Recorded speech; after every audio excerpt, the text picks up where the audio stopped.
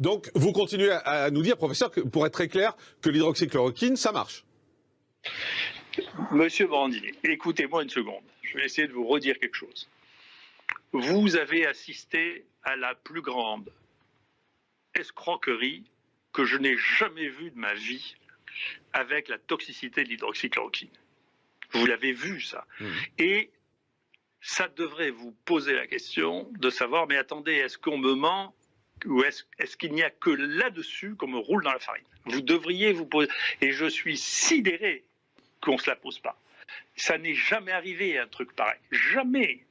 Vous vous rendez compte, il y a des gens qui ont réussi à essayer de faire croire et qui ont réussi à le faire croire à des gouvernements et à l'OMS qu'un médicament qui avait 70 ans, qui est un des 2 médicaments les plus prescrits de l'histoire de l'humanité, tuait 10% des gens à qui on le donnait.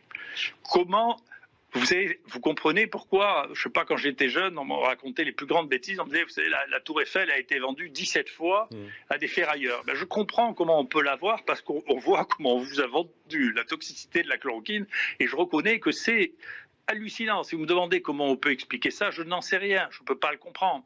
Et je ne comprends pas pourquoi ça, vous l'avez effacé de vos tableurs. Vous devriez poser la question à savoir, est-ce que vous avez cru à cette histoire de toxicité de l'hydroxychloroquine? Est-ce que vous avez vraiment cru que c'était possible qu'un médicament aussi connu que ça puisse être toxique à ce point?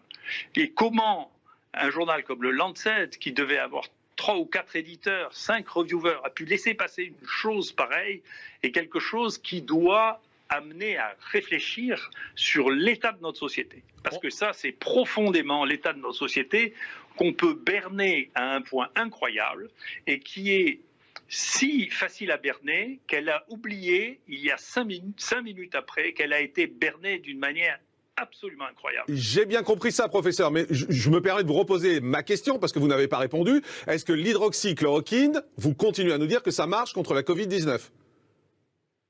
Ah bien sûr, nous on prescrit toujours, on a les résultats, on a la série de mortalité de patients hospitalisés la plus basse au monde à ma connaissance. Vous voyez, regardez, il y a encore un papier qui est sorti avec Recovery, il y a des gens qui ont 25% de mortalité, nous même dans les réanimations, on n'a pas ça. Ils ont 40% de mortalité dans les réanimations, je ne sais pas où ils vont prendre les malades, je ne sais pas ce qu'ils leur font. Donc encore une fois, je comprends pas. Nous on continue à traiter les gens sont guéris, encore une fois un taux de mortalité extrêmement bas, donc je ne comprends pas de quoi vous me parlez.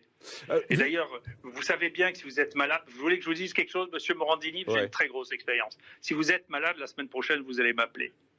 Je pense. Ben voilà. C'est la réponse à votre question. Moi, je pense, effectivement, je suis honnête. Parce que c'est ce qui se passe tout le temps. Voilà. Je peux vous le dire, c'est comme ça que ça se passe. Professeur, quand vous voyez les réactions... Ça s'appelle la crédibilité, ça, monsieur Morandini.